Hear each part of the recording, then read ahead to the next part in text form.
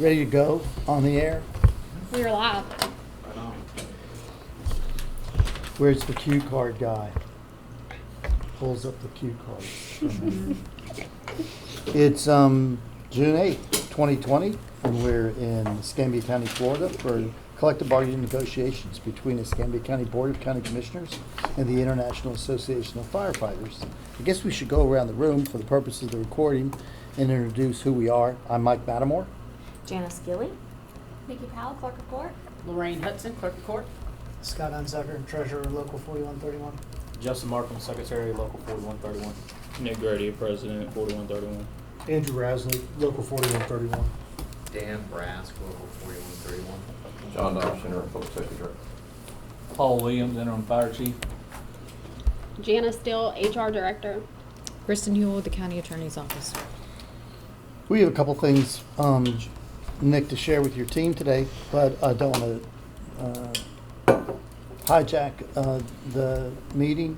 If there's something you would like to start off with, we're welcome to do that, or we can start whatever you would like. No, I think if you guys want to get started, that's fine. Okay, good. Would we have, we gave you several proposed contract articles last time we met. I think we talked about several of them, and we kind of agreed on some of them. We have some additional ones, and that's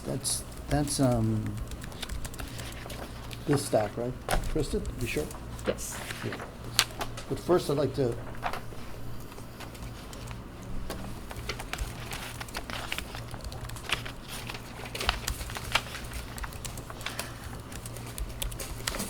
this is how to read the legislative format of these articles.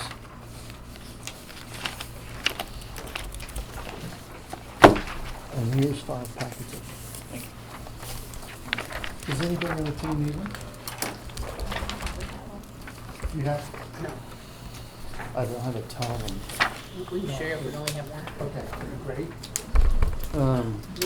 What about down there? I'm going to keep one. Yeah. Thank you.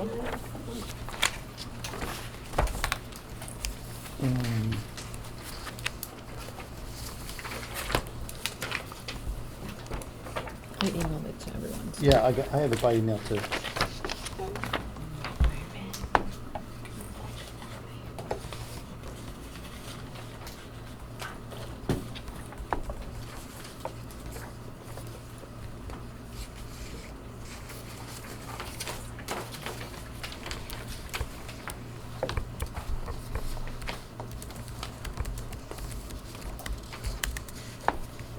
Yeah.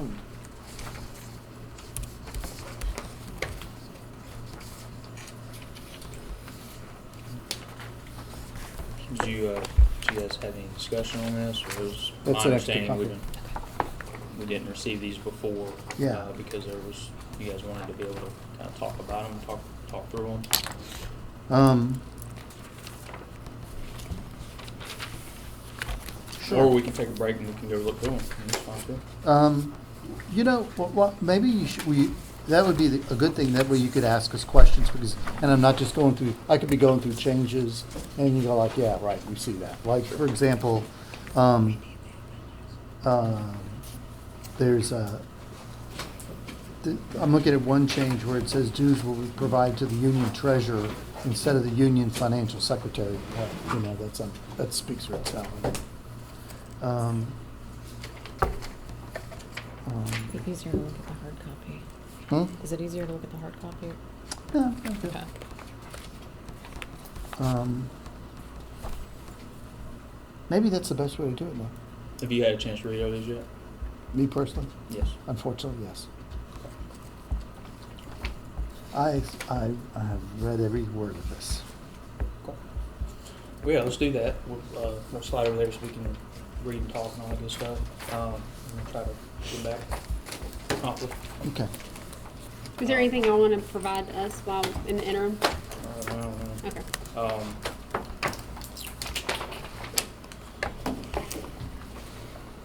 I know one of the you know, obviously one of the elephants in the room is swaps. I kind of glossed through it real quick, didn't see anything in there on that, which, you guys have a position on that, or I'm sorry, I didn't hear shift swap, Shift swap swaps. exchange? Oh, I don't think so.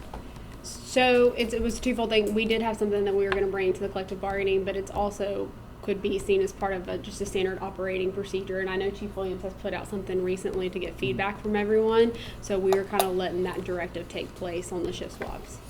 So you're just gonna implement an SOG, even though we've been talking about swaps for 2 years, obviously before you came, I know, but, and just kind of ignore it, or? I didn't necessarily say that. Chief Williams sent out a potential I know, I policy. saw. I know, to allow feedback. So getting the feedback from everyone, Mhm. not just necessarily the union, just everyone is going to be helpful. So it's not necessarily completely off the table, but that is one Would, way to go about it. Would Chief Williams or you guys kind of collectively be open to receiving more feedback? Because I kind of looked at it as, I actually encourage membership, you know, of course they get it, and it's, what is this? There were things that I know we've agreed on tentatively in here that weren't included in the SOG draft, and so I was kind of concerned with that, but it essentially just offers several restrictions, and I encourage, you know, we had a mixed bag of responses. You had some people just, I'm going to delete it all and send back a blank page, or I'm just going to strike everything and send it back, and it's like, don't do that, because that's not the right way, obviously, to do it. So I feel like they're looking at restrictions that are there that will have a negative impact, but they're having to measure and say, well, this one's not as negative as this one, so I'll try to hang on to this. It's not really an accurate capture of feedback, if that's what you're trying to capture. Would that be a possibility, or? I think no matter how we skin the cat, the bottom line is shift swaps are a big deal. And they're a big deal to you, and they're a big deal to us. They're a big deal because shift swaps really and truly are the only benefit that we have. May I ask a question, please? And I missed last meeting, and so I may have missed something, but I've asked before, other people have asked before, why are shift swaps such a big deal to your side, and the fact of how you want to limit them? I've heard speculation, but at the official table, I've never gotten an answer on why you guys care to limit them and restrict them in such a manner that you propose. Well, I think one of the issues is that we need to look from an industry, I hate to use the word industry, but let's just say industry standard, as to how they are managed across the country, maybe not just here. And so I think that's one issue that we need to look at. I think having a perceived open-ended shift swap has been part of the conversation that I have heard, the feedback that I've gotten. So when you talk to other departments around the country, sometimes you hear that you only have the next pay period, or you can only do a shift swap within 2 pay periods. Mm-hmm. All right, there is a finite time in which There's an array of Right. regulations. Right, or 30 days or something like I that. understand totally what you're saying. Typically stems from I guess problems. it's what, and if I'm perceiving this incorrectly, please tell me. Mm-hmm. It just seems to me like we're looking at changing something, not because we can prove here in Escambia County that it's been a problem. We're changing it because we're different than what other people are doing. So there's no problem that's been identified. Because you didn't mention one, and if there was a major problem, I feel like that would have been the first thing that came to your mind. Well, we have 3 or 4 instances where there was this huge operational conflict that occurred, so on and so forth, but none of that's ever been mentioned. So I guess, why are we changing it just to change it, essentially? Or am I viewing this from the wrong point of view? No, I mean, I think that it's not just a matter of changing it to change it. I think it's an issue of changing it in terms of providing parameters on it. If there isn't an issue with implementing it, then there's probably not an issue with implementing it within parameters. I mean, I feel like when you start putting parameters on things, that's when you're going to start seeing an operational problem being caused. Your overtime is going to go up, like we've stated before, which there's pros and cons to people using leave on both sides of it, right? I do find it quite ironic that when overtime gets shut down, in the emails that get sent out telling us that overtime is going to be limited, we're asked to use shift swaps as a means for leave. But then there's such a hard line. Why do the county commissioners, why do any of you care who I swap with, when I swap with, and when I get paid back? You know, I guess, why do you? Part think- of it's accountability piece, to be perfectly honest with you. We want to make sure that everything is being done consistently and fairly, and when there's no guidelines in place, it's really hard to point to, and you get a lot of If we're the only entity in the county that does swaps, how do you measure consistently and I'm fairly? talking about amongst each other. Okay. So that's what I'm saying. We don't want any kind of perceived disparity. We don't want so say you're under, I don't know, a different direction, and down the line, and someone's like, oh, well, so-and-so a year ago was allowed to do this, that, and the other. Well, that might be true, and we have nothing to point back to in terms of a procedure. So it's not, y'all looking at it as restrictions and limitations, whereas we're looking at it from a standpoint of bringing order and procedure. I think if we were looking at, say, okay, the three-way swap thing, you know, like that as an example, we want to put some language about that. That's one thing, but, you know, We really were I get asking for the hurt. opportunity to come to the table and discuss it, because there may be parameters that you're trying to establish that you don't understand the operational effects of. So we wanted the opportunity to be able to express those and our concerns. Up until this point, when we've asked for issues or problems or whatever the need is to support the proposed changes, we haven't really gotten anything. It really comes down to, well, there aren't any rules and we need to make some. Okay, we can be accepting of establishing and identifying some rules. But we just want to be very careful that we're not going to potentially harm employees down the road. Some of these regulations can absolutely do that. And the difference between the two sides of the table at this point is we've been able to offer examples and evidence of our arguments, whereas the county has not. And so it's hard to kind of wrap your head around that, knowing that it's a mutually beneficial thing for both management and the employee. And I feel like we're being kind of pushed into a corner here where for 20 years swaps has not been a problem. And it doesn't mean that it wouldn't become a problem next year. You know, obviously anything can happen.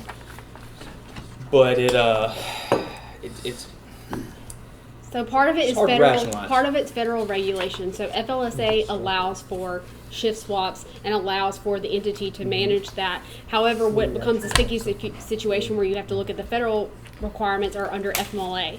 Under FMLA, after a certain period of time, once an employer is aware of a qualifying event, we have to put that person on So FMLA. explain to me how there are firefighters in this country who have become paralyzed and have not ridden a rig in over 10 years, and their brothers and sisters step I get up and your work for point. them, so Yeah. they still get a paycheck and they still have insurance for their families. I What know, it I is the understand local what you're saying. municipality saying, this doesn't hurt our department in any way, shape, or form. We're going to let these people take care of each other. That's what it I is, see what and that's you're what you're saying. taking away. And we're not trying to take it away. We're you just trying are. to put parameters on it. But you're, it's in doing parameters, so, I think we've shifted pretty far. So we went from pretty much no rules to now what you guys have proposed in what Chief Williams put out is extremely restrictive, even by comparison to what other people do around the country. You guys took a lot of stuff from a lot of different people and put it in one document, in the original one. Okay, so there can be some middle ground, but there's a bigger picture that I think is not being explained as well. And that is what this article, well, you see it as a policy, rules, guidelines to follow. It's much more than that to us. And it's not just the ability to swap. It's what's going on right now inside this department, what's going on right now inside this county, what's not included in any of this. Pay plan, for example, right? You may have it, you may give it to us later. But we know that there's probably not going to be a 3% raise this year. We know we're probably not going to walk away with a substantial pay raise. And so this is a pretty bad kick to the teeth as far as morale and everything else goes.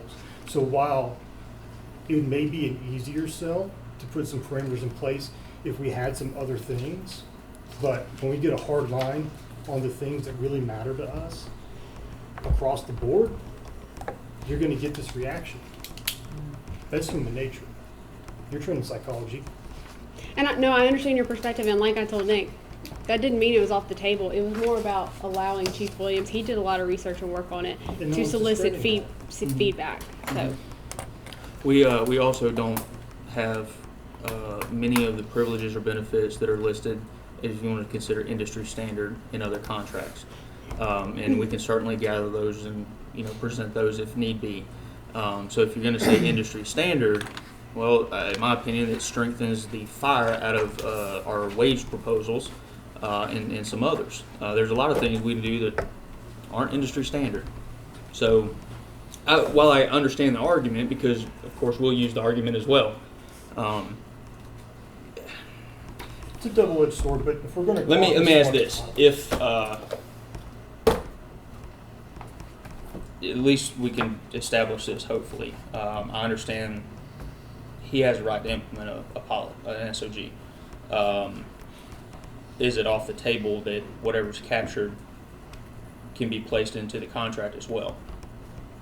Is that off the table? Is it Well- Well, You're talking about specifically the ship swaps? swap exchange? Yes. That's why, I'm not saying it's off the table completely, like, we're not saying anything's necessarily off the table, it's just we tried a different direction. Well, with the perception of draft SOG comes out. Typically after that, a period of time of review, it's implemented and enforced. So that's the perception of what's going on to the guys. They're like, oh, okay, now I've got to do this, and this to do a shift swap, and I've got to pay it back in a certain time. So that's what the perception out in reality is. When they know we've been at the table discussing this stuff, how does it go from the negotiation table to a policy? And that's It's an end around, is Right. what it is, and we all know it. It's just that simple. The stink of it is management has the right to implement an SOG, and that's fine. Swap exchange is also a form of leave, which is a mandatory subject of bargaining. So all we're essentially trying to get to is you want your SOG, fine, we want it in the contract. I don't see where that's harmful. And between those lines, I hope we can have positive discussion and understanding on how some of the regulations can negatively benefit. And if you don't care at the end of the day and no matter, this is important, well, then I would say that's a reduction in benefits, and I would hope that the county is offering some form of way to make that up. That's our stance in a nutshell. So okay, no, Well- we're not closing the door to that. We're open to hearing what you have to say about that practice, and I have not had a conversation with my team about whether it's something that goes in the collective bargaining agreement or not, but we're not saying no. I don't want you to walk away with a misconception about what we just gave you, which would be a natural misconception if I was looking at what we just gave you. In Article 12, we have struck, we've struck 12.04, but we have a compensation piece that we're going to give you today, and it's not the one that you gave us to look at, but it's a work that has to do with providing compensation for people who gain certain skills and reach certain tiers. So. It's merit-based, kind of like what y'all suggested, but it looks different. But we want to talk to you about that in isolation of all of this, so that's why we didn't put it in a big packet. When you come back, we'll let you have a copy of that, and we'll talk about that. sounds good.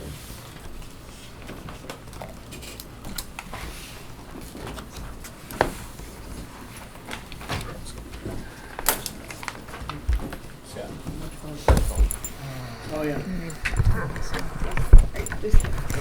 What did I do? No, Sorry. you're fine. And we're back from our dual caucus. Dual caucus. We're open to any questions or responses that you have to what we provided for your consideration. And then, like I said, we also have a compensation piece that we want to share with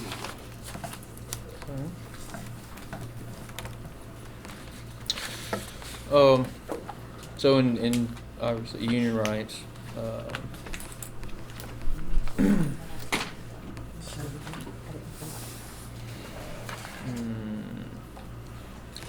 we would like to see, at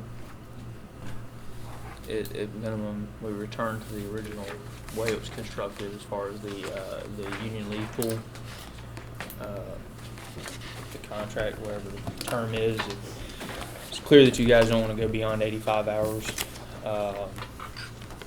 So being able to utilize or access that pool as one pool,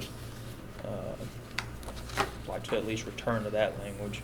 Okay, we understand that. Then the addition toward the bottom, hours in the union leave pool that are donated by bargaining unit members may carry over from year to year. Just throw a period right there and get rid of during the term of this agreement, because then essentially that balance would wipe out at the end of the contract. So unless that was definitely the intention.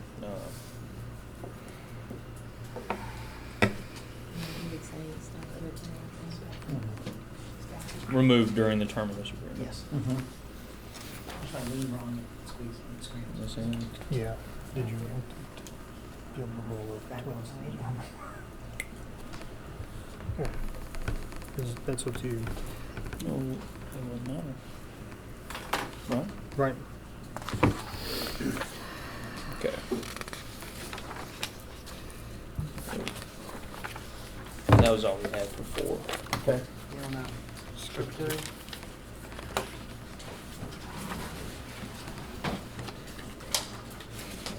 One.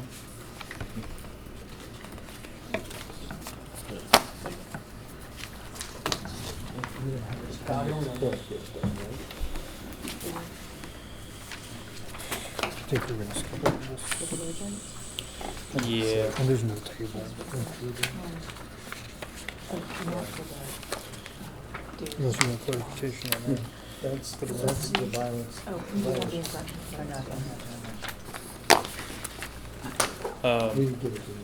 We have papers. As far as discipline, we may just need to take some more time with it. Okay.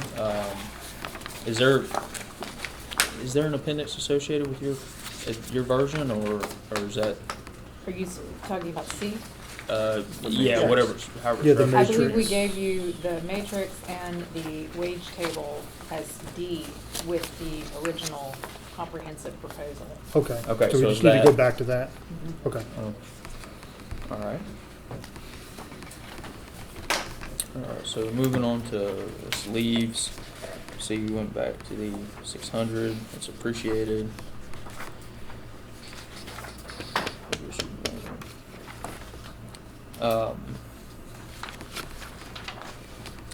The annual leave incentive plan.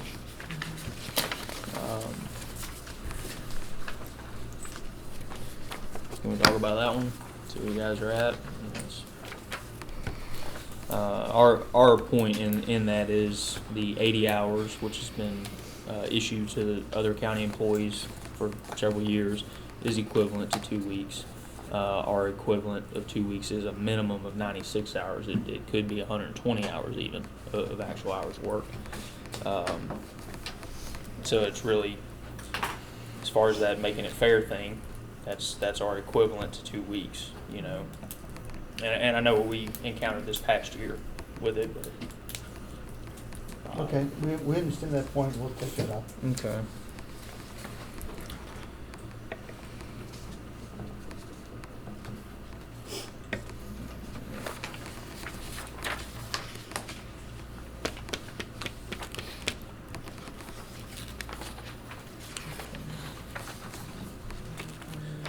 Moving down to under layoffs. Is there a layoff? Did I get this mixed up? No, you're right. Number 3. Okay. It'd Number be four. it'd be layoffs and number 2 and sick leave. They're Yeah. essentially the same. That both have language. Just Yeah. same. Okay.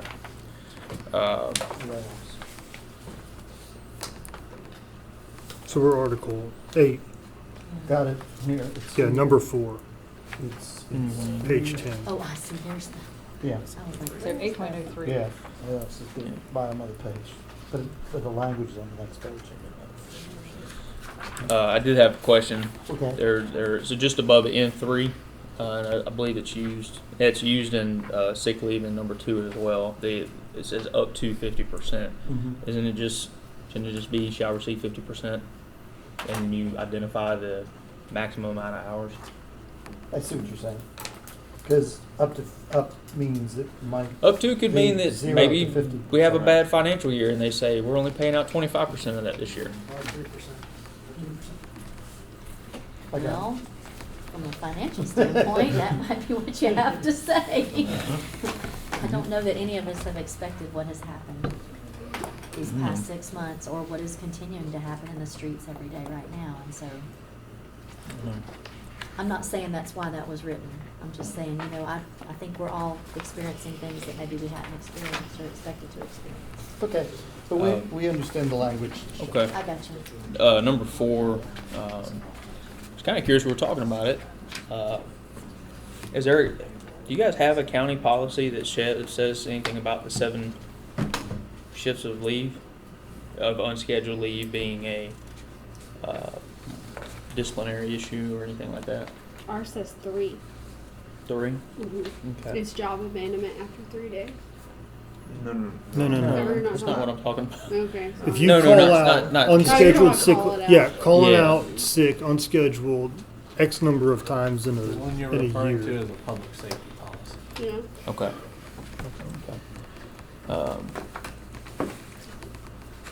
So there isn't a county policy at all, other than in public safety is the point. There is, in that it There gives the is. department director Yeah. discretion. Yeah. Okay. It's a policy to create a policy. So it's a policy that implies public safety workers should have their butt at work because they're more critical. Anyway. No, Janet, will you pull that while we're in our First break? payday. Yeah. Under comp leave 8.04, it's like a little understanding of why.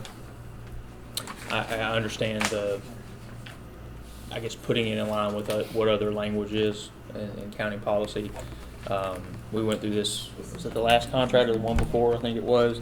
Seems like everyone. We had Yeah. issues consistently with people not keeping up, or there being confusion about when to take leave or to burn that comp leave if they had some. So we just defined August 31st. First is your make or break date. I think having those hard dates. This language was requested by the clerk's office because it's how they implement it. Okay. And it's consistent in all the collective bargaining agreements. We have one Yeah, payroll the representative. emails are sent out by county admin and by our office on the deadlines well ahead of time. So No, I understand that. I know the emails go out. I also know that people don't. This isn't your problem, but people don't tend to keep up with them, and then all of a sudden there it is, or they're on leave or something when the emails come out. We've just seen a number of various issues in the past. I know we discussed this before in the previous negotiation, and it wasn't a problem, or an issue. That's the definitive date, and we understood that because of dates and how they fall and vary from year to year, we may actually be giving up a few days or a week or something like that. We understood that. I was just curious about it. It's not a huge issue, it also but causes your timekeeper to have to track your comp time separately Mhm. for whatever time period that falls between the 31st and that first pay in September. okay. Because that time doesn't get paid out currently. And so they're having to track separately. So even if it's the middle of a pay period, okay, here's your cutoff, which is different from everybody else's cutoff. Here's your cutoff. So any comp time up until here is getting paid out. Any comp time from here to for these just 7 days, they keep and. Right. Okay. And in the past, we've had the ability to, you know, when you're approaching that date, or say you've worked some additional time and earned some comp time, and for the specific purpose of a specific date in September or something like that, maybe near the end of it, we've had the ability to basically schedule that leave. And now it became a use or lose situation. Like, yeah, I'll put you in for the day. If you decide to come to work, you forego that. We can't pay you that money. We've been operating that way as well. That looks like that would kind of change that as well. You either use it or we're paying you. That's it. And end of discussion. And that's countywide. That's not, Sure. I mean, we've had made exceptions, Mm-hmm. but we would like to stop making exceptions because we've had a couple people say, hey, we'll use it, and then they don't use it, and it stays in it. You know, we have to keep up with people not using their leave when they say they're going to use their leave. I send emails to Chief just about every year. Yeah, Just down about there. every year saying, you I said think these the people are gonna compromise is use we it give and they a holiday, didn't, so where are and we then at now? They just Every cut year. off the call. That's a no-brainer. I don't think we want a hard date. That's the problem. They got plenty to do. Honestly, you give us the hard date, we won't. I know. I've been I mean, telling you, you see know, their heads pop up and go. We've gone from 800 employees to doing 2,000. That's a compliment. I mean, And every single one of them is special. Yes. Oh, anyways. Okay. Well, that's that issue. Nick, it's a payroll issue. and maybe we can make it, when we do it, instead of just doing it once or twice a year, maybe doing January, March, to make sure Sending that the emails out. saying this, I mean, because it's not going to change. We know when we're going to do it. No, I mean there is absolutely the responsibility of the employee to keep up with their time and things like that. We've just seen where it's frankly it's just easier. Hey, remember, you got to the end of August to figure this out. Either you're selling it or you're keeping it. You're using it, and that just sticks better instead of. Well, the first pay cycle is September, unless it's the lunar phase and the full moon, and that's kind of what it turns into. I know for you guys it's not hard at all because We you work work on with it. this constantly, right? Great.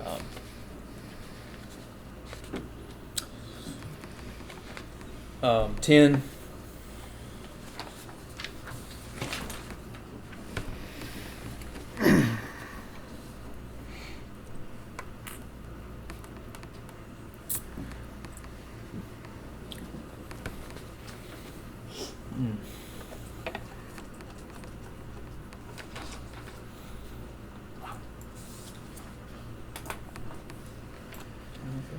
Sorry, a sec.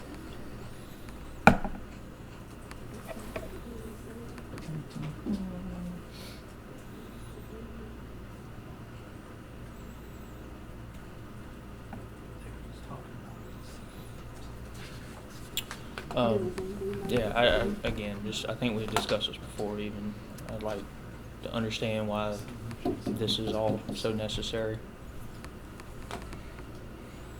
The first portion, 10.01. 01, 02, what the reason for the adjustments are there. The big sticking point in 10.01 is if the way we currently operate in a 120-hour pay period, if I take sick leave, annual leave, whatever, I still get those 14 hours paid at time and a half, whether I'm there or I take leave. This does not account for that ability, so within that, there'd be a reduction in pay to loss of benefit.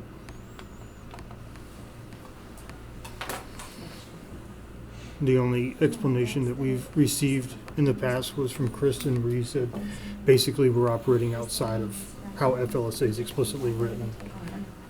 And that's just, Okay. is that accounted, is the reduction in pay accounted for somewhere else?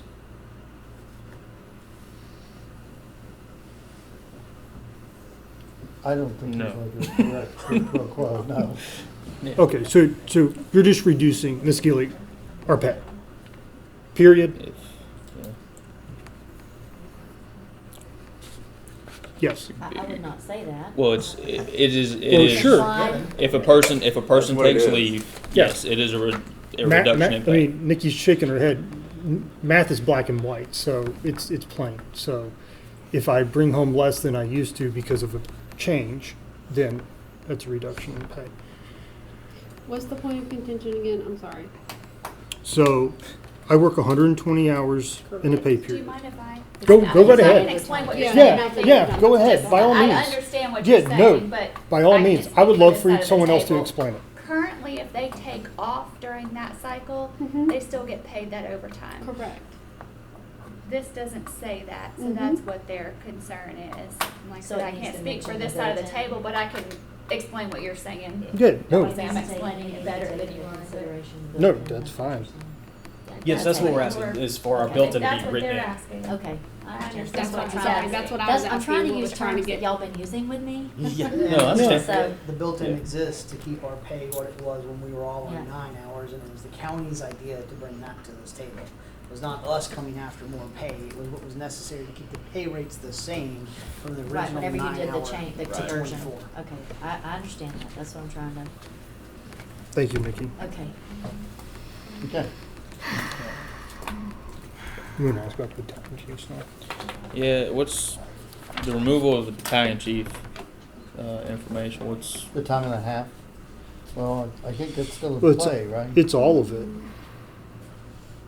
Which one is that? B, C, and D, under 10.03, B, C, and D. mhm. And then there was a bunch of other battalion chief language proposed for other things you returned stuff on, and we didn't see any strike-throughs with that. Well, B, C, and D all has to do with battalion chiefs and overtime. And I think that's Well, still yeah, in I mean, process. And they're currently getting, they get straight overtime. Wait, straight time overtime? Straight time for overtime, yeah. And we have contacted the Department of Labor, both.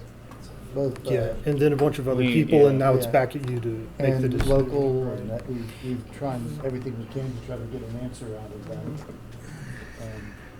So that, I mean, that's, What did they say? It was, the decision was with the authority and jurisdiction? Within what? With you guys. Who said that? The DOL said that. And they said check with the local wage and hour office who is unavailable because they're working from home, and then they were working on the CARES Act and all that stuff, and only people in the state that didn't get masks, I guess, or aren't working. I did forward Chief Adams the email response that I Harrison? got from, Chief I meant Adams? Harrison, Okay. from, Adam Harrison, from the local wage and labor You did get a division. response? No, Oh. the response was, hey, we received your, so I was just showing him that I really am actively reaching out and not just saying it. But they're currently treated as exempt. Correct. They're currently treated as exempt, but they do get straight time for overtime. That's correct, yeah. Mhm. And that's the question is, should they be exempt or not exempt? Yeah. I think they should be exempt, and that's what we're treating them as, is exempt. But they do get overtime, So straight is time. that an answer from the county to say, no, you're exempt? Is that We are like a still definitive? researching it, so I'm not putting that in writing to you yet, because we are still researching it. Okay. Right on. I think that was it on my page.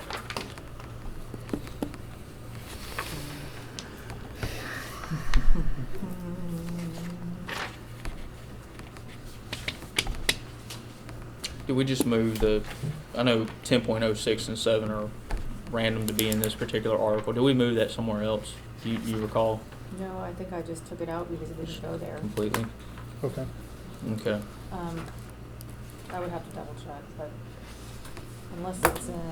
I can't remember if we I talked know it about seems- moving Oh, it. I think we did move I know it Yeah, seems I think we minuscule. got It should be like moved. miscellaneous It got benefits or moved. something, but I mean, we're required to Did- have machines Yeah. to wash this nasty. I'm pretty sure it all Well, got, it got extractors moved. and- we'll go back and we'll figure it Yeah, out. that was just, Article it 18, water. or no, that's not. was just a question, not necessarily a point of contention, Certainly when you because go I to couldn't. No. Yeah, I just, I think it was. it didn't make any sense. Well, no, it to makes go sense there. to be struck out of there. Yeah, so but- that, but I can't recall where, Right. what happened to it. Yeah, there's been several versions.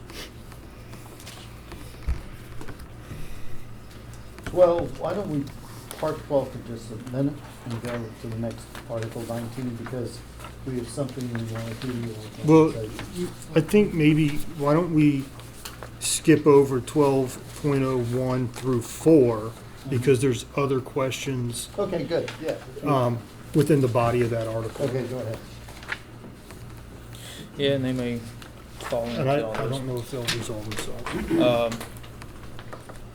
So I see we went back to the language within the EMT portion, .05A. Alright, okay, I'll circle back. With the paramedic, there's one of those may versus shall,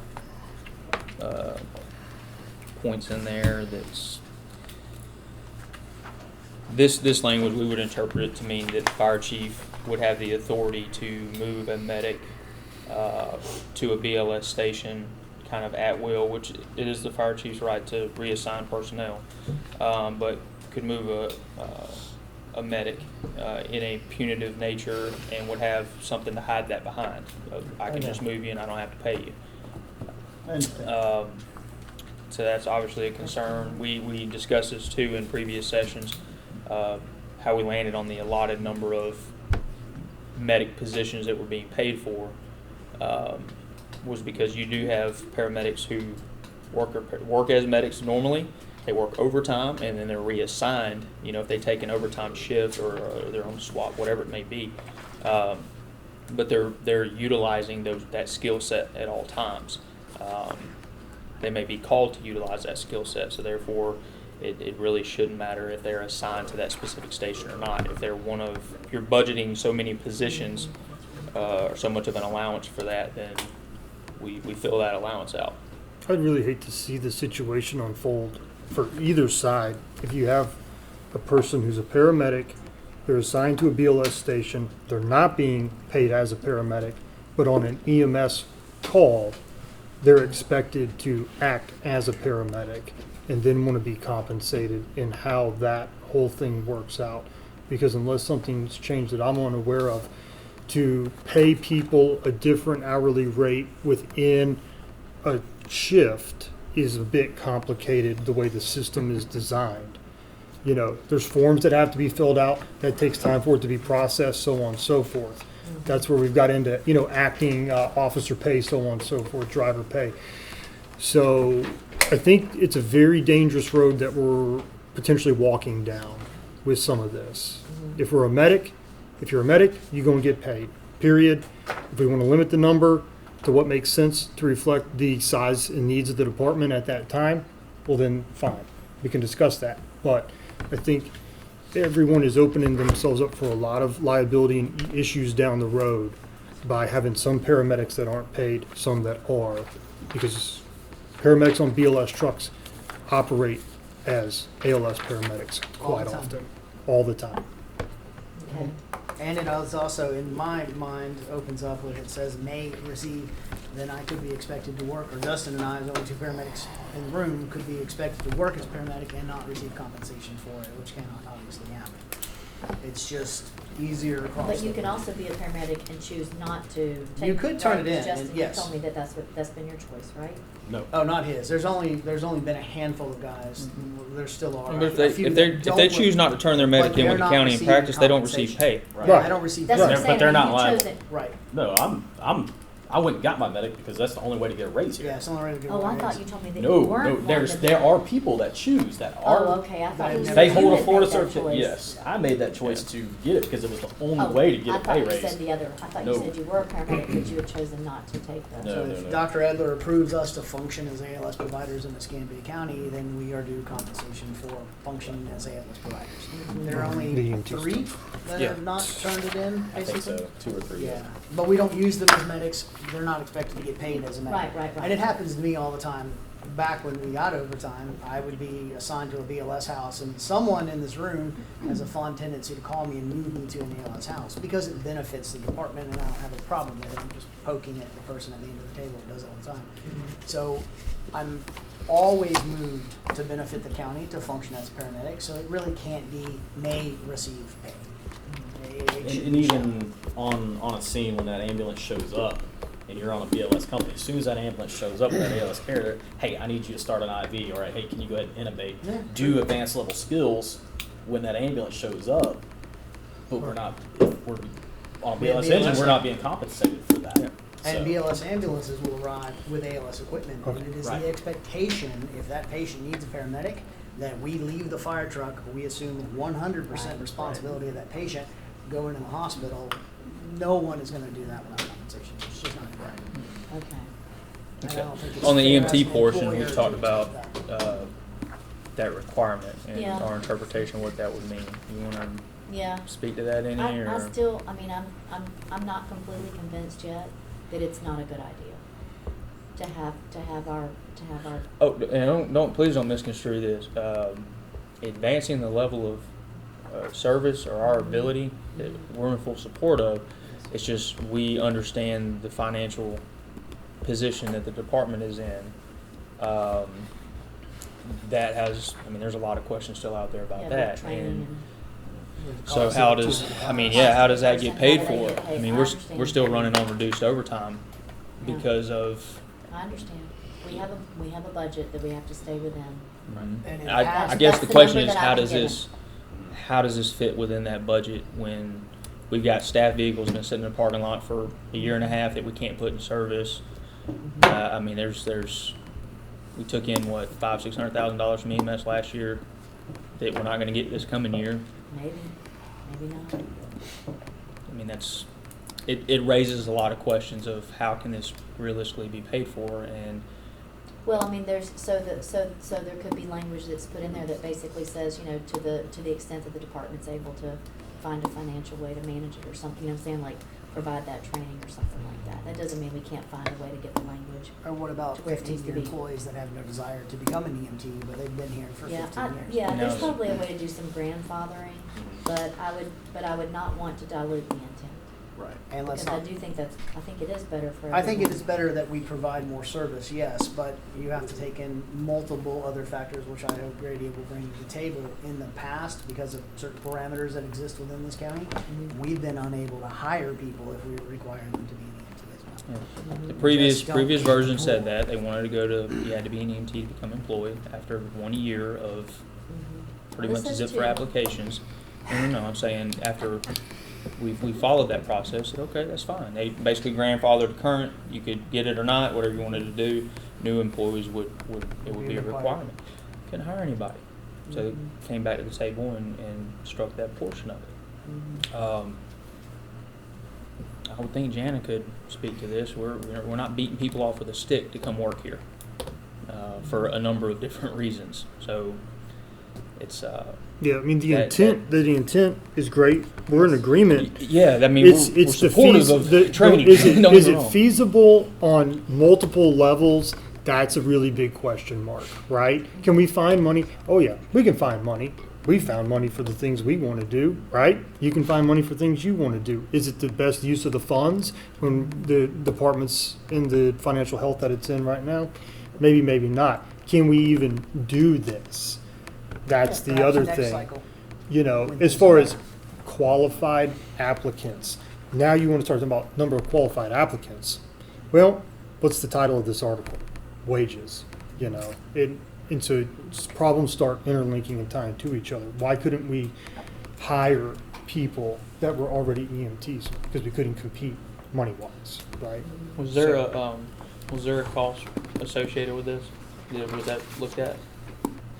Calculated. Like how It many mentioned about aren't how much currently training. EMTs, and like an approximation of how many people would need to obtain it, an approximation of how much leave usage would be associated with going to class or anything like that, or? I didn't look at the leave associated with going to class, but I do just think that in terms of looking at just the standards, I just think it's a good idea to have that. We're in Okay. agreement, but it's Yeah, on the, well, the pool. you know what, actually, it's similar to things that we've proposed with intent, so. All right. 19.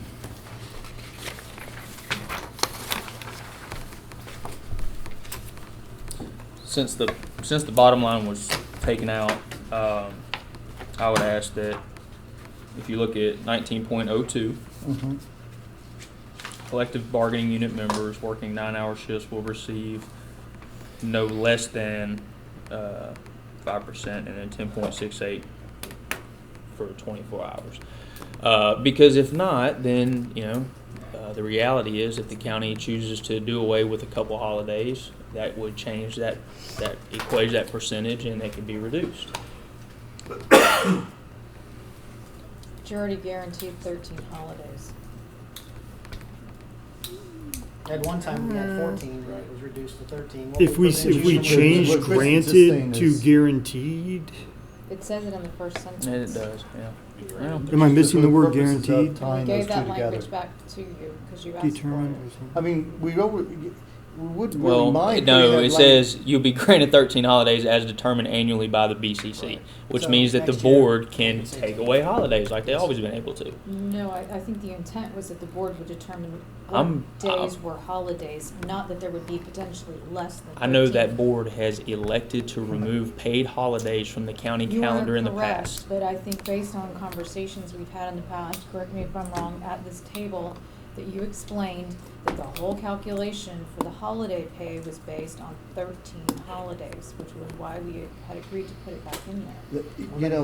And I understand that, and you want to put the percentages in, so But our intent is to have 13 holidays and the alternative arrangement of 5% and 10.68. So if you want to, we could put language in there that clears that up. How about just say granted no less than 13?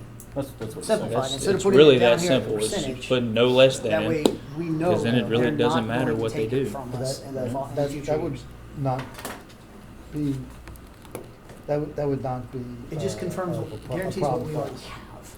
And it's not a reduction of benefits at the Because one that's our level intent. 5. I mean, if it makes us, give us a warm and fuzzy, is it? Yes, warm and fuzzy. I know. You know what I We mean? can discuss it. The language was drafted to allow 13. So by you balking at that and saying no less than, then you fully understand what our concern is, and it doesn't seem like you care. That's the I don't frustration think with that's this. at all what she said, Nick. That is not at all what she said. She said that we have responded to what you previously said at this table. Okay, then I'll wait, and please finish your statement about, you said you wanted to discuss it, talk about it because you felt like there was an issue with that, or, I think it's something that our bargaining team would have to discuss. okay. But it is our intent for it to be 13 holidays and the adjustment to be 5 or 10.68. So Yes. we can Intentions get- are great. We can get Assurances to, we we can get to that, but we can get to language that gives you a level of comfort. Thank you. That's all we're looking for. We'll give a response to out of classification pay. Outside employment, we talked about this one before. Has there been a kind of a decision on what that form would look like? Have we gotten there yet? Because if not, let's just table it. You know? So we actually, I should have a decision about that Okay. tomorrow. Keith and I are working. But it will be vetted out to all the employees for, a little while. Because the form goes along with the ethics policy. We're reviewing and redoing the ethics policy in its entirety, and part of it is the outside employment stipulation, and so the form goes along with it. We're going to try to get that through as quickly as possible, but it would take board action. We appreciate the point of view. You have to see the form before you agree Correct. to it. Yeah. Appreciate that. 03 is really would like consideration of some form of appeals process or the ability for a person to explain themselves or try to justify the means of outside employment that they're seeking. We absolutely understand that the county has to be concerned about ethics and the morals of outside work. Get that. I don't really believe it's the intent of any of the members to be immoral or unethical in their behavior, but Is there perceptions can be different on things. Can you at least say whether or not, is there a place on the form or in the policy where it mandates the representative or whoever that is to provide a response besides denied or no? Not currently, but I think that's also because, I've been here as long, but even when I asked about whether or not that had ever been, most people have never ever been denied on the outside employment front. What would be case for denial? What would be an example where you Is deny if somebody? it's a conflict of interest. So, for instance, if with fire you are working for the maker of y'all's uniforms or a maker of something, that there's some way that you can even be perceived that you are benefiting from the purchase of equipment in your duty as a firefighter, or you're getting them a better deal, or vice versa, and you walk in, that's the type of situation that would be considered a conflict. Yeah, JP works for GE Yeah. and only buys extractors Well, from GE. We'll put our heads I got you. toward trying to figure out something that, the problem with taking outside employment issues through the grievance processes, as we all know, the grievance process can be long and. Yeah, and I wouldn't. I think we almost have to have a different kind of review than going through the grievance process because, what do you do in the interim? You get a job, you get a job that might be 30 days. Well, and that was kind of the concern with the form, the process before was you have this work and you're waiting for this approval process, and how long does that You lose take? the opportunity. Well, Sure. as is proposed, the ethics, is the ethics officer still makes that determination, but there's a backup to that in the event, like, you didn't agree with it, the Office of Ethics and Compliance could take a look at it as well. We'll think about that. Sure. And then obviously the duration is it the intent to not have openers for the duration of the contract, or you just not want to define them within here? Yeah, I think until we, I mean, I don't quite think those frankly. dates have been changed at all since I've been. I think the Well, no, duration- the date's not so much. I mean, obviously that's a revolving number right now, but The duration of agreement, I think, is something that we're going to agree upon as the last article in our negotiations. Because, there may be articles that we look at and put in this contract that we mutually identify as something to be reopened sometime during the period of time. We're just not there yet. So, are we ready to put out that, other piece? Yeah.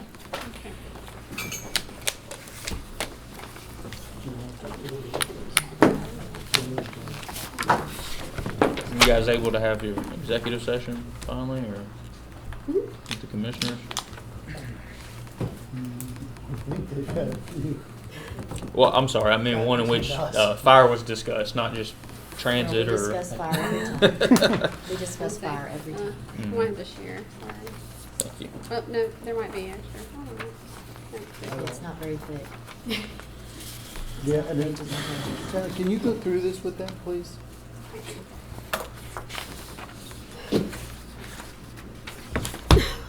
I'll give you a second to digest, and then we can talk about it.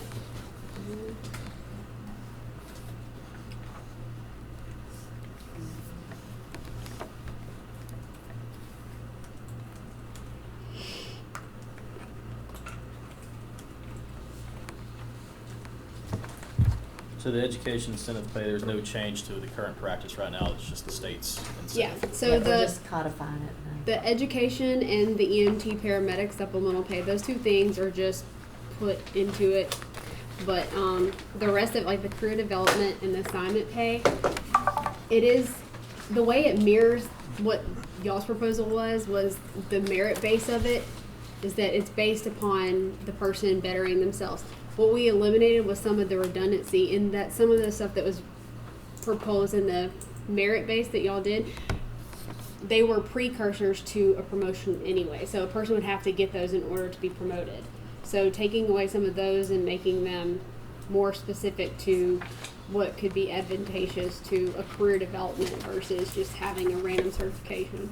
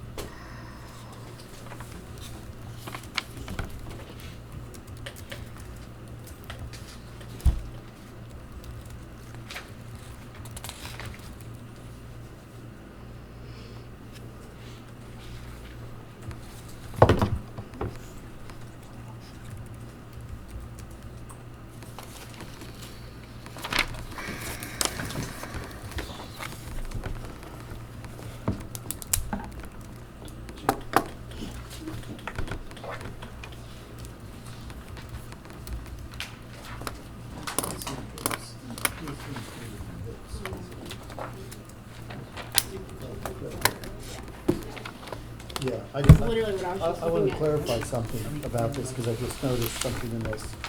The, the cap per month does not include the pay incentive for EMTs and paramedics. Yeah, it's education incentive pay, it doesn't include the It education it incentive. just says for EMT. education, but Yeah. there's other adjustments that are not included in that. Mhm.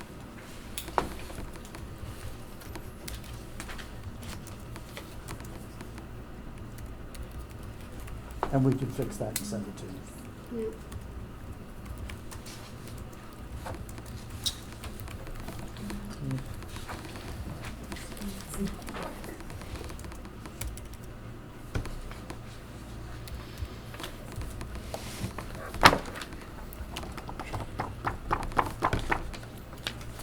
Are you guys working to address starting pay for firefighters? Any approach on anything like that, or? I think that, if we did not have the situation we've had the past couple of months, to be totally honest with you, it's probably something that we could have considered maybe, but it doesn't mean it's a never. But, I gotta be honest with you, I'm looking at between $7 and $13 million reduction from losses from gas tax, LOST tax, 3.5% sales tax. I'm looking at a lot of, Well, and that's not our fault. no And I offense, wish that but MSB none of that would- has anything to do with us except the lost funds, which we don't have anyway. I So it's understand. kind of a, I understand what you're saying.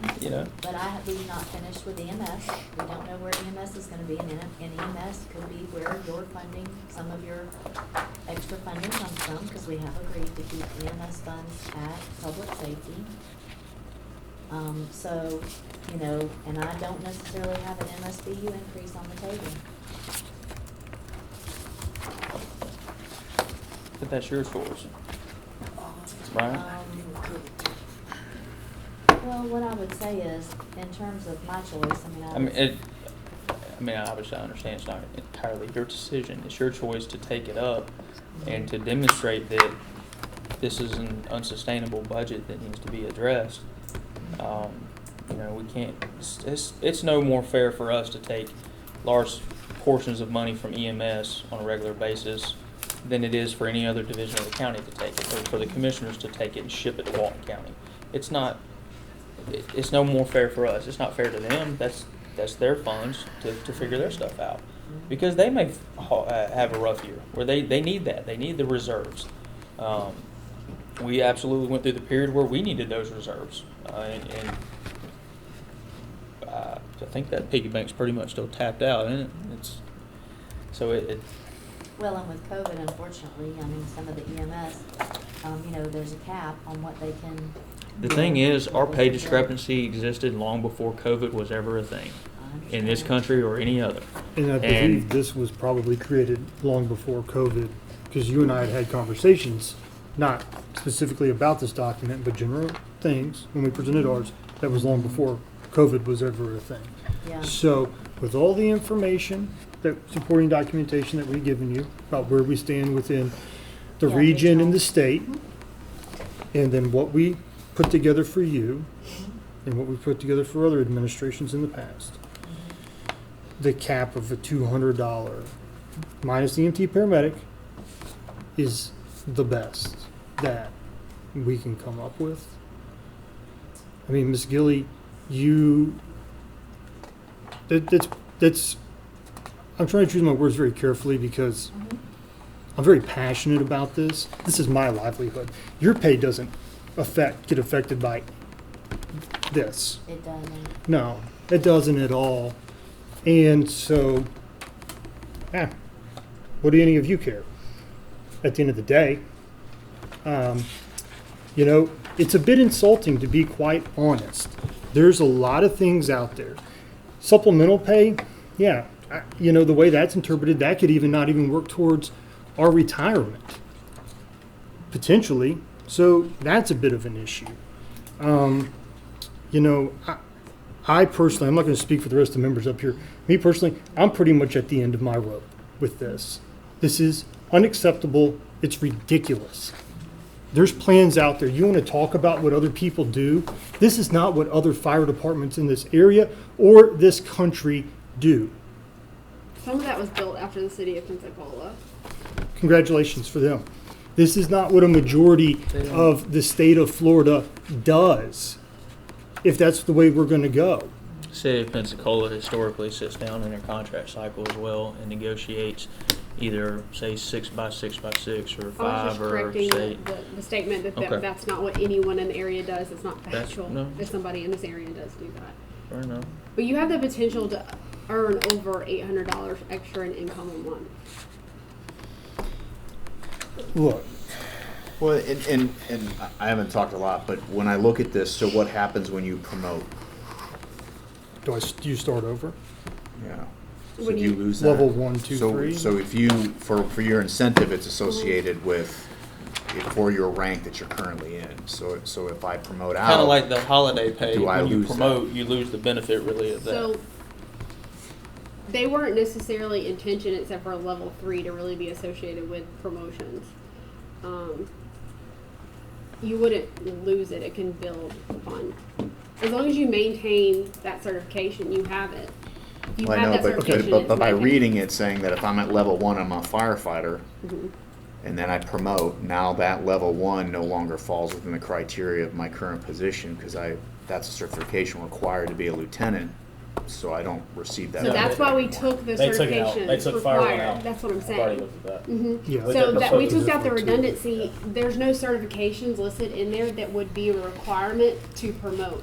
So if you get the dual equity there, you get an increase because you've promoted and you've got the requisite certifications to meet their qualifications, and then you get the incentive pay because you've gone above and beyond that and gotten extra certifications. That's why we took that out there. So it encourages people to develop career, like that's true career development, because you have a promotional opportunity in place as well. It doesn't take that away. No, it's not intended to take it away. Speaking of taking away and across the region, no longevity pay in my position. I am 100% underpaid by every other fire department in the 850.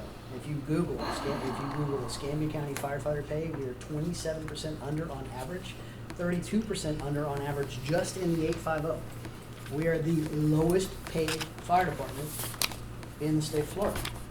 And to have nothing brought to the table, to have no even discussion possible to fixing this. We have lost 30 people in the last 30 months. Midway is about to hire. We will lose 12 come October. We cannot replenish our ranks. Per capita, we are the busiest firefighting fire department in the state of Florida. 11th busiest out of 67 counties. In fire, just fire, we're the 11th busiest fire department in the state. Per capita, 300,000, we're the busiest by 25.4%. We work our ever-loving backside off. And the two benefits we've had, we run fire, which is what firemen want to do. That's why they come here. They gain experience and then they leave. And we have chest walls. And now some of that is going away, and we're left at the absolute bottom rung. So you have to I've reprinted understand the our last page. frustration that we're getting nowhere. We're going backwards. Everyone around is progressing forward. We are going backwards. We're going to lose people, and by the time we lose everyone, we won't be able to replace it. ISO will come back, and our reduction in staffing is going to cause an increase in insurance rates across the county. That would be more money than it would take to fix the fire department now. We're in a losing game. It's going to cost every citizen of Escambia County more money to fix us in the future than it would to fix us now. So when Nick's ready, we'll keep the pay scales for the entire state. Those that contributed, there are some in here obviously that did not, but it's epically bad. It's been epically bad and underfunded for 20 years. We've never had a pay rate increase in 20 years. Can't sustain Our hourly, this. yeah, Our the hourly starting rate pay would never have changed or increased never changed. if it wasn't for the holiday conversion. It would still be $9.49, I think was the starting pay back then. It was actually $9.11. I started at that, and then I guess after probation somehow it went to 45. However that worked. But yeah, it wouldn't have changed. And I We're not don't. just dancing. It's truly, truly bad. I mean, I can tell you, we understand that there are good years and bad years. We understand that we're not going to be the South Walton of the Panhandle over here, or some of these other departments in the southern part of the state, but we're not competitive at all. People, frankly, to the point now, they don't really care how much fire we go to. And it's out there. There's people. I'm not putting it in Escambia. They don't pay. If you Google or Bing or whatever you use, firefighter pay in Escambia County, the first big paragraph you see is approximately $30,688. Now, if you scroll on down, there's different sites that collect information differently, and some you could argue and say, well, it says right there, 36 to 54. That's obviously an accumulation of all the benefits, medical and all that stuff associated. And then you see numbers as low as the mid-20s, depending on how they accumulate. But if I'm a young person who's just gotten done with fire school, and I'm looking at where I'm going to apply to, and I heard about Escambia, that's a pretty reasonable thing that a person would search is what's the pay. And if that's the first thing that pops up, it's 27% below the national average. Thankfully, it doesn't say $10.79 an hour, because then it would just be back, it's killing us. It is, and it's incredibly difficult to try to maintain a positive message to all the employees here about what's going on and where we're going when something like shift swaps is taken as a reduction in benefit. And that's the only benefit we feel like we have. The 14 hours of The FLSA 14 hours, overtime. yeah, it's. I mean, look. We're having to fight to maintain the little bitty tiny things that we do have. And then at the end of the day, it's going to be like if we do keep those things, the status quo, I'm supposed to go back and hey guys, we did a great job. We're status quo. Here's It's the thing. I'm going to speak to this. So as far as the last career advancement program that we proposed, it was a 7-step plan. Okay, our original was 60% increase over 10 years. That was many, many years ago. You're the only one on that side, or Chief Williams, that was around when that happened. Okay, we sat on that for a long time. Numbers that don't want to be discussed, they're irrelevant, whatever. I was low as far as 60% went off of a pay study that does not exist. Fine, whatever. I could have gone 5 after some dialogue that went in here. There's some departments that have a max out in 5 years. It's crazy the amount of money. We landed on 7. Okay? Now, do I expect you to adopt my percentage rates and increases and all that as it is? No. I am no fool in that area. But we gave you a very well laid out plan, very well researched, everything. I have my reasons for not specifically costing it. I've costed many plans that just go in the trash by other people, not your side, but not you. So when we gain some traction, we'll do it. But here's the deal. Are we going to keep robbing Peter to pay Paul to fund your plan? Are we going to rob Peter to pay Paul to keep the lights on, keep borrowing from EMS? Bottom line is we need an MSBU increase to survive at the current rate we're at. That's the bottom line. So pay, whatever, keeping rigs on the road, that's what we need. So that's the conversation. We've tried to have that conversation. We've tried to be invested, a labor organization that's invested in the financial well-being of the department, not for a pay raise, but because we want to provide service to this community at an acceptable level. But no one cares to do that. No one cares to have the conversation. Well, it's not your business. Well, guess what? If it depends my job or not, or being safe while I'm on that rig to go home to my family, it is my business, and that is what we are here for. So maybe we need to table all of this and have the MSBU conversation. What all can we do to help each other?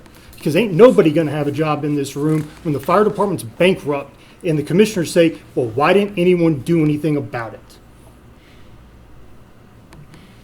We're being pushed into the corner of, I feel like we have been patient. We've waited, and this extends well before you got here, or any of you got here really. Frankly, it seems like the only people that get responses from downtown are those that are showing their butt, you know, and I don't really think that's the most positive or effective way to conduct business, but it seems to be the Escambia way. Make enough noise, then you finally get some attention, you can get some answers, and that's what I feel like the boat that we're sitting in now is. You know, I get your struggles downtown. I get the mountain that you have to deal with and climb.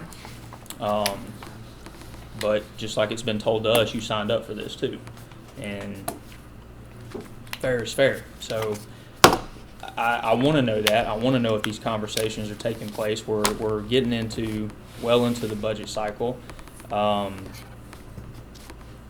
I feel like it's fair to request that information and what the plan is overall because, you know, like I said, we took in a substantial amount of money from EMS last year.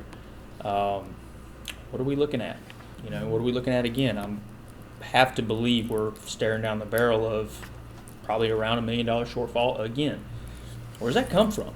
You know, and costs to do business increase every year. So, you know, and to say, well, COVID, I get that. We went through a recession, went through the housing market crash before. Escambia Fire didn't lay off one single person. We actually hired people during that. That's the one beautiful benefit about the MSBU. Not saying the system's perfect all the time, but it does present some benefits. We don't know, and I understand it's your job to be responsible and to think about the future, and you have to go off of the information that you're receiving about the potential impacts of COVID. I get that. Well, I also have to look at the fact that there could be a recession coming, right? I mean, when you go back and you look at the numbers from 07, 08, 09, you know, I've already done that. I've gone back 15, 20 years and I've looked at the numbers leading up. Who's talking about recession? What I'm saying is that if a lot of people lose their businesses because they can't get back to business after these incidents, or if their businesses, we've been very fortunate in our community not to have destruction, but some communities are having destruction of businesses and things like that, and it's going to be difficult for those folks to go back into business. If you don't have jobs, you don't have businesses, you don't have property taxes being paid. I've had the benefit of interviewing dozens of people over the last couple of weeks for either budget officer or public safety or anything else like that, from communities that their entire budget is based on gambling. Or I interviewed someone this morning from Ohio, their entire their budget is based on income tax. Outlook not so good for them. So I'm trying to make sure that I'm doing revenue forecasting for the entire county. Okay, I understand. I know you are fortunate from an MSBU perspective in that you're probably going to be somewhere, your delta is going to be 17 to maybe 17.5. And that's how we're building your budget, is based on the numbers that we have. But maybe a year from now, if we do have people that have gone out of business and they're not able to pay their property taxes, that also impacts the MSBU. I have to take a 3 to 5 year look, okay? I understand that what you're dealing with is you are frustrated. Some of you have been here over 20 years, okay? This is frustrating to you, and I understand that. But I just got here, and I'm sorry that I just got here, because I could see where there have been a lot better things happening in this community if I hadn't just gotten here, but I did. And so I have to look at the whole county holistically, and I have to look at our revenue projections holistically. I also have to look at the political realities of what I can get past a commission that has a certain, you know, they have a certain view on firefighters, paid firefighters. Not saying about view firefighters. I'm saying about the way I'll they say look it. at a budget.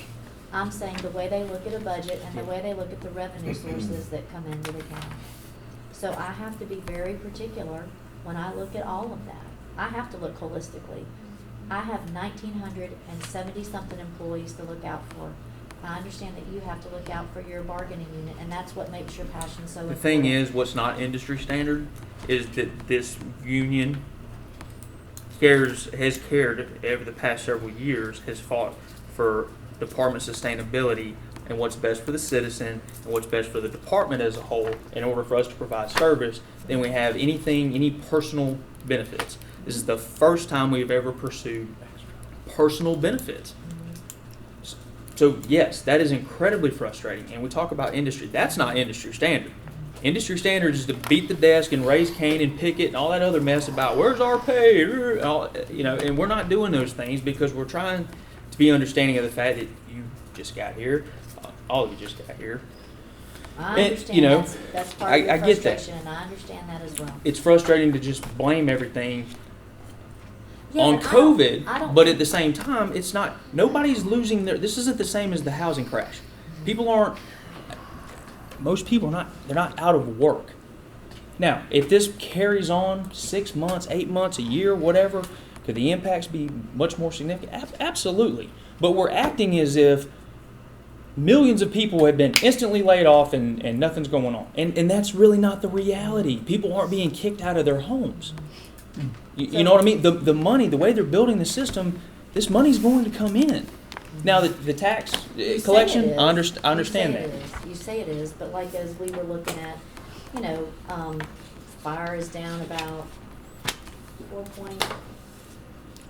4.55 in the MSBU collection, okay? 4.5 million Okay. as of today in MSBU collection. Did you know that? Is that compared to years past? Because now they're allowed to pay it on a scale as opposed to lump sum. So last year, we were down at the beginning of fiscal year because people were paying it in installments. And people can pay So up until. that may not be a relevant. Yes, we will know in July if we're So still on again, track. maybe that's another reason to look at the system collectively and say we have to change the way we do this business. Because since you guys, whoever, I guess, made the decision to make these little changes on how people pay and when they can pay and all these things, it's I didn't do that. hurting. No, it's hurting our ability Yeah. to fund operations. So therefore, that's just one of the Well, other reasons. I didn't make those changes, I didn't say but you I did, did inherit them. but it's still a And problem, so I'm right? monitoring it though. That's my point. My point to you is that when I look at fire's revenue and I see that it's down 4.5, almost $5 million, Mm-hmm. it freaks the crap out of me when I find this out just a couple weeks ago. Now, the good news is that we've been able to do the analysis and it looks like there's gonna be some money come in July. I don't know what that number is. I don't know how many Sure. people got really impacted in March, April, and May and aren't gonna pay that because maybe they've decided, I'm not gonna be in business in a couple months. Now, I know we get the opportunity to put liens on them. I get the whole circumstances of them not paying. I get that. But I don't know that, but that's what keeps me up at night, Mhm. is the fact that I'm down 4-point-something million to a fire department that I know for a fact I have to have their services. And how am I gonna pay that if that doesn't come in a couple of weeks? I mean, has that been communicated to the commissioners? I have communicated that to the commissioners, that I'm concerned, but we have also tried to we will know in a couple of weeks what amount of that comes in. So that's the kind of monitoring that I'm doing in terms of, I am closely monitoring revenues and expenses for the entire budget. A $500 million budget. I understand So that. I just want you to know that. And I understand now that $500 million budget, they can do all these silly projects. I know this isn't necessarily your problem. I get that. You inherited them just like the rest of this mess. But the fact is, they'll blow hundreds of thousands, if not millions of dollars because they can't prioritize. Again, you can only do so much by presenting what you feel like should be done. That's one benefit of us is we're in the position that if the message is not being given to them and they're not being held accountable, then by God, we're going to hold them accountable. And the only way we can do Well, I that is understand. be loud about it. But I understand the trade-off of that. It makes your life harder, probably your life harder. You know? Can I offer So a it's not the historical- most effective way. Hang on a minute. So that's what I'm asking you. What should we do? What would you tell? What would you have us do? Well, all I would ask is this. I would ask that you take this as a genuine offer to How do you pay for it? Because that's going to be the first question my membership asks. How does this get paid for if we're broke? We can't pay overtime to keep 4 people on a fire truck because you said it, you need a service. We can't do that, but we can pay for this. And please don't take it out of context. I genuinely appreciate the attempt. I really do. And I'm not throwing this back saying, no, not happening. Yeah. I'm trying to understand that, and I in my mind, we're being incredibly rational with this, just like the EMT language. How do you pay for that? When we're that broke, right? Like I said, there's 3, tell me if I'm wrong, There's 3 staff vehicles sitting in that parking lot, been out there for over a year. And we can't outfit them and put them on the road. Because we ain't got the money. It's not due to budgetary constraints, it's due to the procurement process. It took us Okay. literally 3 years to buy the vehicles because of our purchasing department downtown. And that department is getting a review starting in next week from a national firm that I hope is gonna be able to help us to improve the process, because if I can improve procurement, I can improve most of the things that happen, because we end up paying late fees, or we have contracts that go beyond when they, I mean, I could tell you about my headaches, that's not my, Well, that's the not my warranty on them intent. things is liable to be over Well, before they ever sure. hit the road. Well, they won't meet the 100,000 warranty, but that's an excellent question. How are we gonna pay for this? We have a budget. We'll have to stay within that budget. That's true. Our budget is So- tapped out. Or are we all getting bad information? That No, that's what I don't understand. Well, they'll either have to cut somewhere to pay for that. Right. So it's what's a the reduction plan? in something. You shutting something down? You taking something away? Where's the exchange rate here? Or is there a secret pot of money that nobody knew about? there's not. It just, everything will just have to be managed tighter. All right. Not You to were keep gonna you give a up- 20, you were not- gonna give a, yeah, Not a to lesson. keep you up more at night, I cannot imagine the headache that you have, but statistically in the Escambia Fire, you already know that we're busy. Several years ago, we led the state in fire fatalities by more than 100%. Historically speaking, the only thing that moves the 5 is civilian death. All of us, we're in the business of trying to save people's lives, and it would be incredibly awesome to be proactive and not have to respond and add staffing and add fire trucks because more civilian die. Or now that we're reduced to minimum staffing, one of us or several of us are going to get killed on the line of duty. There's no question about it. We have less men on the trucks. I'm not saying. I want to go to that extreme. People are going to get hurt. People are going to get You're going to have hurt, for workers' sure. comp injuries. You're going to have problems. And you're going to have more problems because we can't care for each other by doing shift swaps. Because you want to restrict those too. But civilian fatalities have been what has moved us. And at the time that we moved into Station 17, in that week, there was a fatality in Cantonment, right down the street from a cardiac arrest. We didn't move into that. There was a fatality in District 7. We didn't move into District 7. It's only fire fatalities that seem to matter to the 5. They will come. In this business, it is a guarantee. We haven't had one in a while, but we could have 10 before this day is over. And I don't want to have to go to the board, oh, look, more people died because we were afraid to raise something 50 cents. Or, I'm telling you now, when ISO comes and they come back and they see a lowered response, that rate increase is going to be more than what it would take to fix it. So at some point, we have to be progressive and see that if we spend money now, the return on a better fire department, a lower ISO rating, a lower homeowner's insurance, more money in the pocket of the people that we are sworn to protect and you are managing. It has to be at some point, not to keep you awake. Nick, you want to pass these out? Can I digress for just a second? I want to finish answering that question just so you get the full answer and I'm fair to purchasing and everybody that's been involved. They work Laying under the this. rules they have. And that, well, it's not only been that. I'll give you an example. The accessories for those trucks has to be put on vendor registry. It's sent out to all these businesses who sell these types of things. We had to do that for those accessories 4 different times because these businesses would not submit a quote. I don't know how we go out and make somebody submit a quote. Right. Why it's so It's difficult a to get. misinterpretation of our purchasing department of the rules. All right, At any rate, It's not your fault. They didn't submit a quote, so we had to, it stayed open for a week, it closed, no quote submitted. We'd have to open it back up again, recontact these people.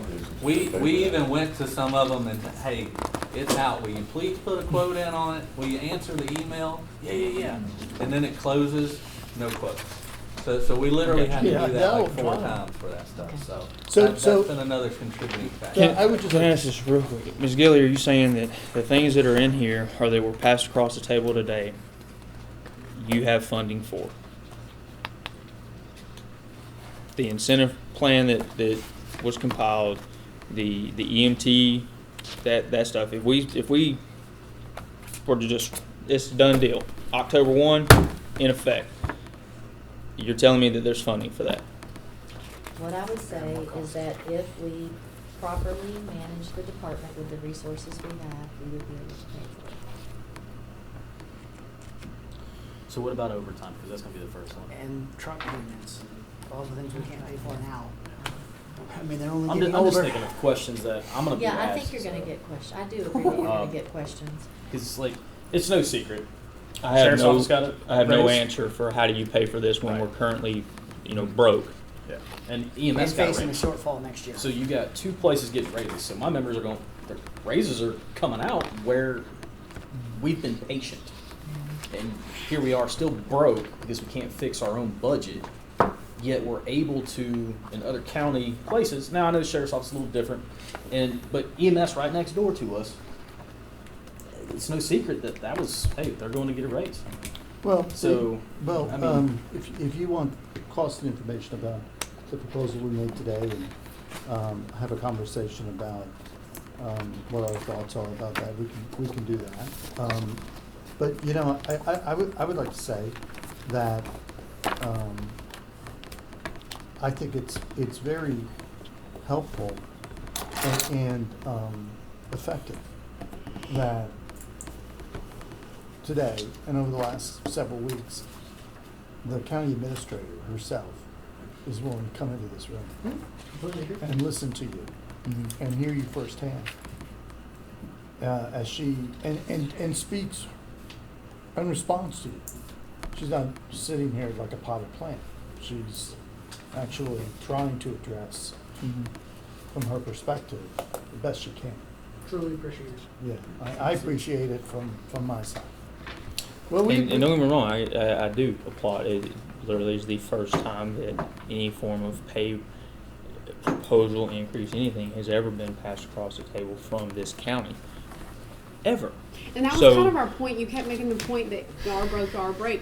We're well aware of that, and our onus was we're trying to make it work. We know that y'all have been patient. We're trying to do the best we can. But I'm also not going to be roped into a, hey, here's a plan. Yeah, we can pay for this. Yeah, sure. And minimum staffing. If you don't have it, there's no overtime. If people sick in that day, then you're just going to shut a truck down. We got to pay for it. Stay within budget. There is no way in hell I'm consciously going to enter into that kind of agreement. It's not happening because it's dangerous for us. It's dangerous for the citizens. We understand. We understand what you're saying. So I think it's reasonable to ask, and I don't know, Ms. Gilly, this is where, inexperience on my part really kicks in as far as, I don't know if it's within your means to just say, it's none of your business. It's my job, not yours. But the concern still remains that, again, I mean, no disrespect intended, but if you fumble, and you're wrong and you fumble it, we still have to deal with the impacts, But and everybody on this side of the table appreciates the fact that we all, you included, and your team, do not want to diminish the effectiveness of the department. But it already is being diminished, and that's But- something you're not aware but- of and you're not dealing with, but it already is. And we have the problem of a commission who, for whatever reason, thinks that diminished level of service is acceptable and okay. Well, I'm You just know? saying, I think we're on the same page with regard to that. All right, well, Well, we gave you 6 articles last time, and, okay, I just Gave didn't know us if you all had grievance. any additional feedback on those. yeah. We got one grievance on the article we got last time. Okay, well, that was the last one we gave you, but I think We haven't met since then. no, I know, but we gave you 6 total that day, and Yeah. that was the last one we Yeah. Do you have handed a, do you. you have a written count for us? Yes, but no, we don't, because some of those were built back into this too, so. Okay, well, all right, thanks, everybody. Do we have we would set another day? Well, I would. Yeah, I don't know. I'm saying, we have to look at it. Can I ask if these obviously have a budgetary impact? So they have a budgetary impact, but they don't require, I guess, permission or direction from the commissioners? They don't have enough of an impact that it requires an increase, I guess is what I'm asking. You're talking about MSBU then? Yes, ma'am. Or any kind of increase. And the reason I'm asking, or the point I'm trying to get to, is there a time frame that we need to sit down and talk about this again, or respond as it relates to the budget cycle. You know, does that make sense? He's asking, is there? Yeah, I know is what there he's Okay. asking. timing?